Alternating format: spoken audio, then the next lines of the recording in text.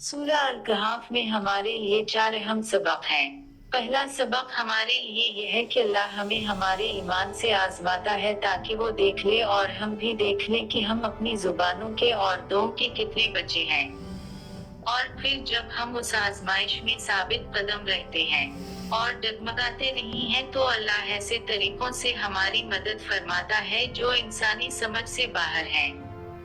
दूसरा सबक जो सूरह अल-कहफ हमें सिखाती है वो ये है कि माल व दौलत सिर्फ नाती नहीं है बल्कि ये हमारी आजमाइश भी है कि हम अल्लाह का कितना शुक्र अदा करते हैं।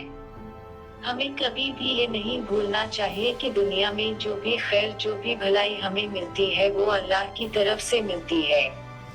और अगर हम चाहते हैं कि वो भलाई ठहर जाए और हमारे हाथ से ना जाए तो हमें अपनी निमतों में आजिज रहना चाहिए, क्योंकि जो रब दे सकता है वो वापस लेने पर भी कुदरत रखता है।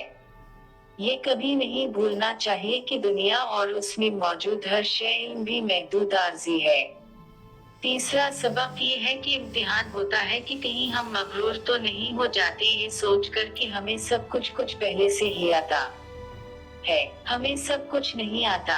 कामिल इल्म सिर्फ अल्लाह का है। हमारा अलिफ इल्म बहुत है और इतने से इल्म के जरिए हम अल्लाह की हकमतें और मिसलतें नहीं समझ सकते। इसलिए हमें अल्लाह के फैसलों पर तवक्कल रखना चाहिए, क्योंकि हो सकता है जो चीज हमें बुरी लग रही हो वो असल में हमारे लिए अच्छी हो और जो बुरी लग रही हो वो असल में हमारे लिए अच्छी हो। चौथा सबक ये है कि ताकत भी अल्लाह की तरफ से आजमाइश होती है। वो जिस इंसान को ताकत देता है वो इस इंसान को इस बात पर आजमाता है कि वो इस ताकत को इंसाफ के लिए इस्तेमाल करता है या फिर कमजोर को कुचलने के लिए इस्तेमाल करता है। नीज हर शे हमारा इम्तिहान है। ये चारों मुख्तलिफ कहानियां हमें एक ही सबक देती हैं, और वो सबक ये है कि हर चीज अपने साथ टेस्ट लेकर आती है, और उस टेस्ट में बस वही पास होता है जो अपने रब को नहीं भूलता।